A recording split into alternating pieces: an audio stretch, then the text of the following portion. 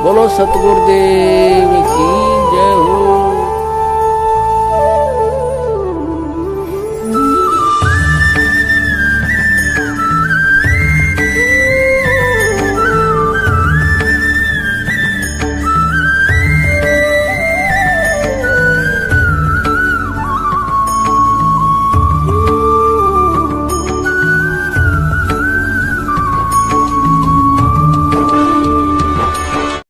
Number 2, 3 समय की आरती।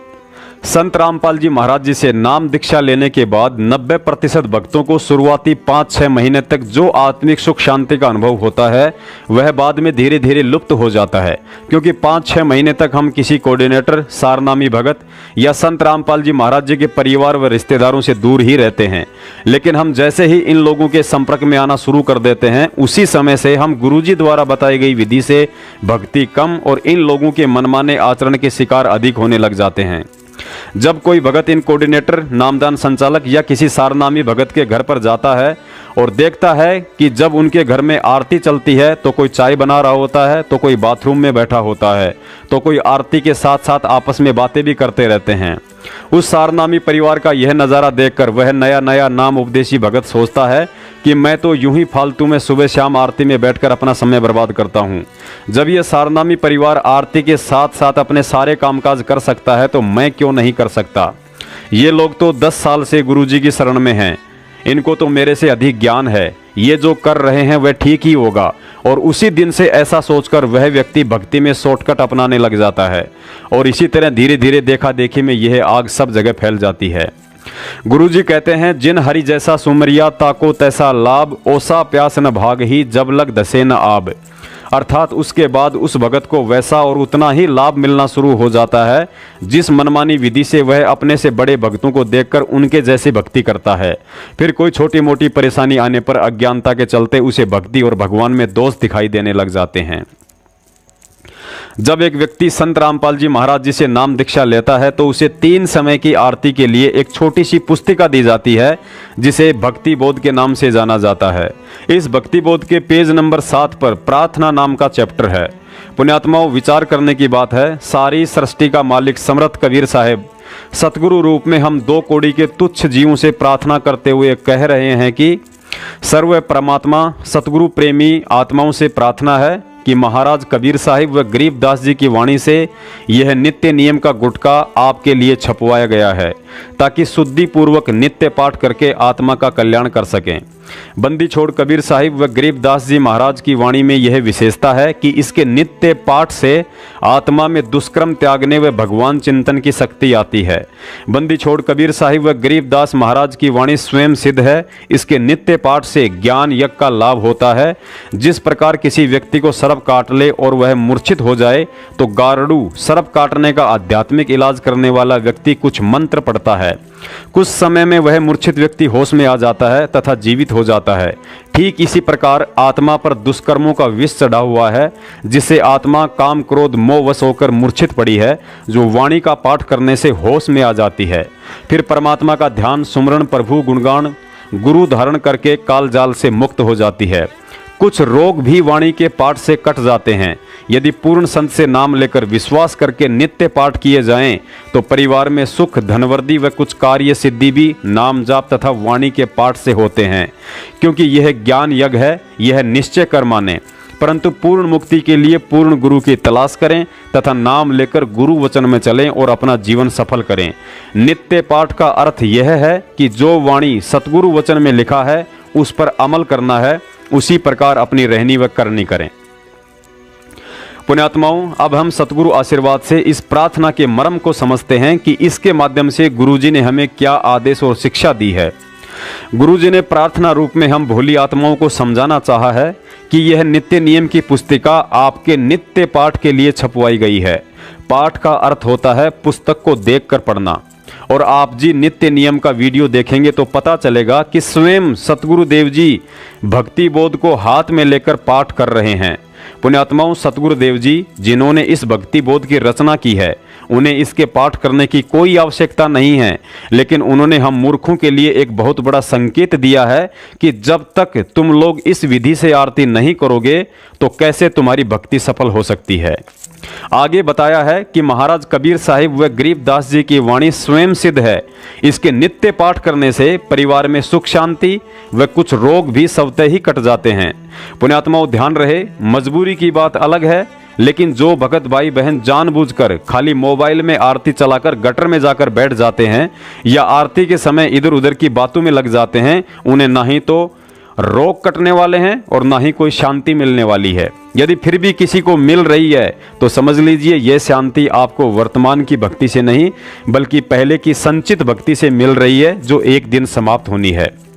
पुण्यात्माओं, विधिवत तरीके से तीनों समय की आरती करने वाले साधक को ना ही तो अंतर्यामी गुरुजी तक अपनी प्रार्थना पहुंचाने के लिए किसी कोऑर्डिनेटर की जरूरत पड़ेगी और ना ही गुरुजी के कलयुगी परिवार वालों की चमचागिरी करने की, क्योंकि जब हम सुबह के नित्य नियम का पाठ करेंगे तो अथ सर्व लक्षणा ग्रंथ में गुरुजी से रोजाना वे सभी आवश्यक वस्तुएं मांग लेते हैं जिनकी हमें भक्ति मार्ग में जरूरत पड़ती है। उसके बाद एक शिष्य को अपने गुरु से और कुछ भी मांगने की आवश्यकता नहीं रह जाती है। सर्वलक्षण ग्रंथ ग्रीव उत्तम कुल करता रे दे द्वादश भूषण संग रूप धर्म दे दया कर ज्ञान बज सत्संग श्री संतोष विवेक दे लक्ष्मण दया भगवती वैराग दे नाम निरातन सारे योग युक्ति जगदीश दे सूक्ष्म ध्यान दयाल ठीक इसी तरह जब हम संध्या आरती का विधिवत तरीके से पाठ करते हैं तो हम अपनी जाने अनजाने में की गई दैनिक और जन्म जन्मांतरों की सभी गलतियों व पाप कर्मों की रोजाना समायाचना करते हैं। और जब तक हम समायाचना नहीं करेंगे तो हमारे पाप कर्म कैसे हल्के हो सकते हैं। अतः किसी दिन अचानक दुखों का पहाड़ टूटने के कारण गुरुजी के आगे रोने से बेहतर है कि हम रोज संध्या आरती करके उनसे समायाचना मांगते रहें, ताकि किसी दिन अचानक गिरने वाले दुखों के पहाड़ से बचा जा सके।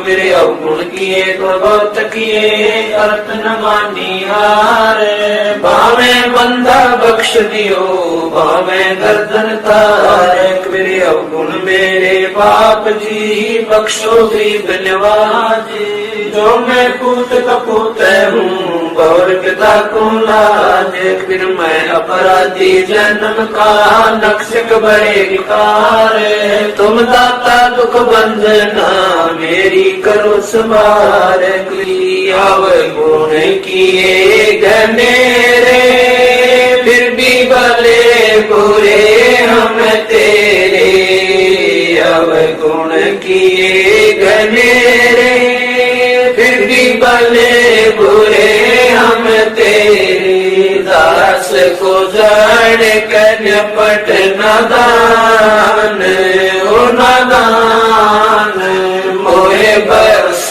दियो अविनाशी दास को जान कर पट नादान ओ नादान मोहे बरस दियो अविनाशी मेरे गुरु देव भगवान भगवान दियो काट काट की फांस। गुरुजी ने सुबह के नित्य नियम का सही समय सूर्य उदय से 1 घंटा पहले, जिसे ब्रह्म मुहूर्त कहा जाता है, उसे बताया है और अपनी वाणी में भी कहा है कि ब्रह्म मुहूर्त सूरत नगरी सुन सरोवर नाता इस पर भी का पार नहीं तेरे सकल कर्म कट जाता। अर्थात ब्रह्म मुहूर्त में की गई भक्ति अर्थात नित्य नियम या मंत्रों के जाप का विशेष लाभ मिलता है। ब्रह्म मुहूर्त में की गई साधना को सबसे बड़ी पर भी बताया है, जिससे जीव के शीघ्र ही सकल कर्म कट जाते हैं। ब्रह्म मुहूर्त सूरत नगरी सुन सरोवर नाता या पर भी का पार नहीं रे सकल कर्म कट जाता। सुरत नरत मन पवन बंद कर मेरे दंड चढ़ जाता। सहस कमल दल फूल रहे हैं अमी महारस खाता। जहां अलख निरंजन जोगी बैठा जा से रहा न भाता। गरीबदास पारंग प्राण है वो शंख कमल खिल जाता।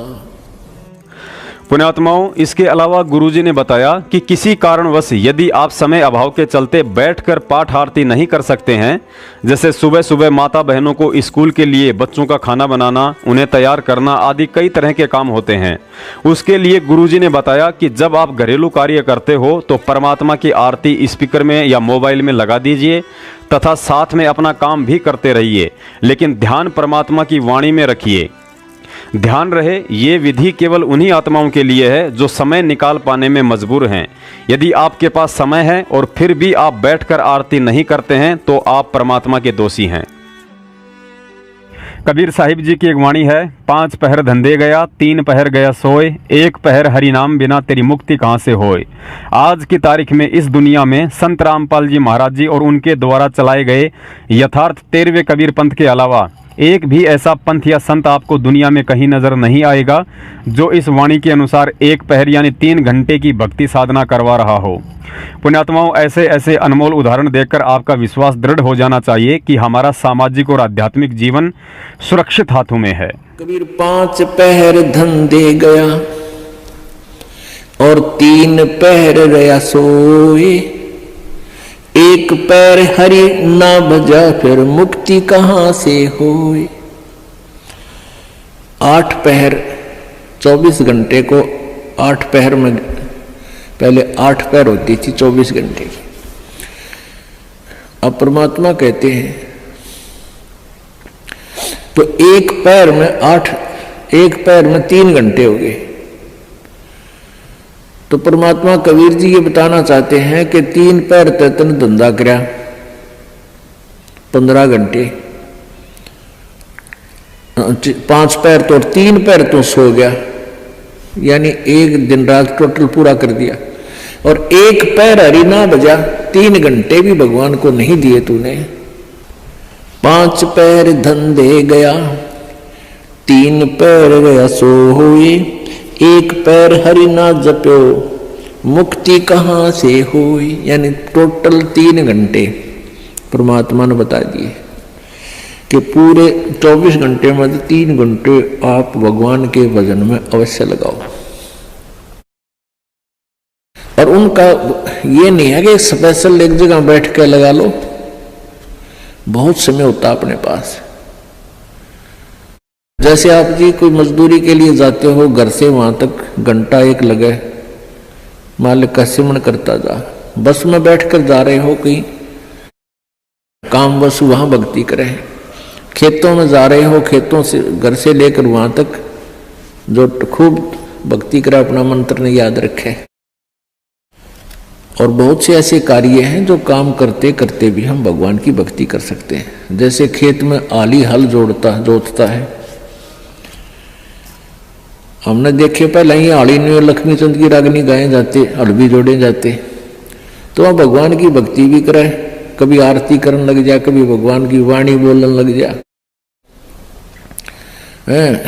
कोई फिल्मी गाने गावा है, कोई और बकवास सोच रहा है। तो इस प्रकार हमने अपना सुमन में 3 घंटे का समय निकालना चाहिए।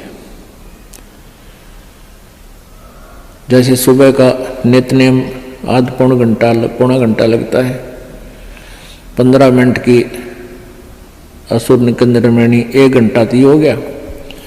आध 35 मिनट की आरती होती है, 1.5 घंटा। बाकी 1.5 घंटा आपका सिमरन भी हो जाए ना, सिमरन आध घंटा मंत्र, 1 घंटे का श्वास का सिमरन। तो इतना भी आप कंटिन्यू कर लोगे तो भी आपका बेड़ा पार हो जाएगा। ये सत्कर्म। पुण्यात्माओं, नाज करो अपने भाग्य पर, जो इस कामिक, क्रोधी और लालची दुनिया की भीड़ में सतगुरु ने हमारा हाथ पकड़ लिया है। सच्चा सत्संग मिल गया है, सच्ची भक्ति और मंत्र मिल गए हैं। कहने का मतलब है कि बिल्ली के भाग का छीका टूट गया है। गुरुजी ने बताया कि इस जीव आत्मा का ऐसा दाव असंख्य कल्प युगों के बाद बड़ी मुश्किल से लगता है। हमारा कलयुग की पिछली पीढ़ी में ऐसे समय में जन्म होना जिस समय परमेश्वर सतगुरु रामपाल जी महाराज सशरीर हों। इस समय की महत्वता को शब्दों में बयान करना किसी के लिए भी बेहद मुश्किल है, क्योंकि उपरोक्त विधि से 3 घंटे की मर्यादित भक्ति करने वाली आत्माओं के लिए यह अंतिम मानव जन्म है। और इस बात को गुरुजी के इस सत्संग से ज्यादा दुनिया में कोई नहीं समझा सकता है। कहते हैं जब भी दाव लग गया उसी समय पीछा छुटवा ले। एक बार एक भगत साधना कर रहा था एक संत पीपल के पेड़ के नीचे बैठ के, और कुछ बहनें जा रही थी। उनसे पूछा, बहनों कहाँ जा रही हो तुम? कहने लगे एक ऋषि के पास जा रहे हैं और वो भूत भविष्य की सारी जानता है। तो उसने कहा कि मेरे बारे में बहनों पूछ के आना, मेरा मोक्ष कितने जन्म में हो जाएगा? अच्छा भाई पूछ के आवेंगे, तेरी भी पता कराएंगे। तो अपनी बातचीत करके उसने उस ऋषि से कहा, जानने वाले से कि जी ऐसे ऐसे एक साधक है, उसकी एक प्रार्थना है,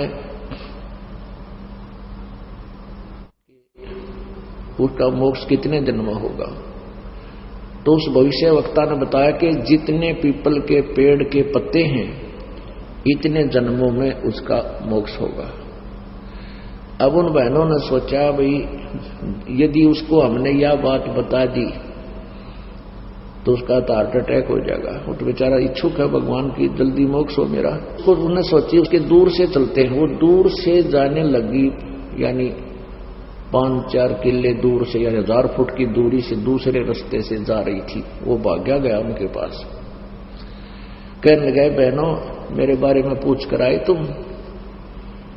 वो कहने लगी, भाई पूछता है पर बाबा जी तू सहन नहीं कर सकता। अगना बहन बता दो, जो भी बताई है मुझे बता दो। वो कहने लगी, भाई जिस पेड़ के नीचे तू बैठा है ना, पीपल के पेड़ के, यूं बताया कि उसके जितने पत्ते हैं इतने जन्मा में तेरा मोक्ष होगा। वो तो डांस करने लग गया, नाच न बोले बे बुलाओ थारा। तो बोले रे तू हंस नाच क्यों रहा है, तुम डरोना चाहिए था कि नहीं? कम से कम अंत तक आ गया। अगर इस पीपल के पत्ते जितने हैं इतने दिन में तो होगा, मोक्ष तो होगा मेरा। कहने का भाव यह है, पुण्यात्माओं हमने इतने धक्के खट्टन हो लिए और अब परमात्मा ने यह संतोष दिलाया था उस समय कि अपने बच्चों को रास्ता दूंगा, क्योंकि काल ने ये कहा था, सतयुग में परमात्मा आए थे जो पहली प्रथम बार, उसने वचन ले लिया था कि 3 युगों में सतयुग त्रेता द्वापर में जीव कम ले जाना और कलयुग में आपकी मर्जी कितना ले जाना। तो परमात्मा ने यह सोचा था कि अब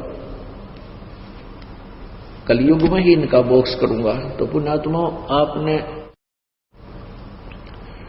हमने ये इंतजार करना पड़ा कि शुक्र मनाओ कि आपके असंख्यों जन्म होकर अंत वाला जन्म आ लिया, आखिरी पत्ता आ गया, ये लास्ट पत्ता आ लिया पीपल वाला, समझ लो। और इनका चूकियो मत ना।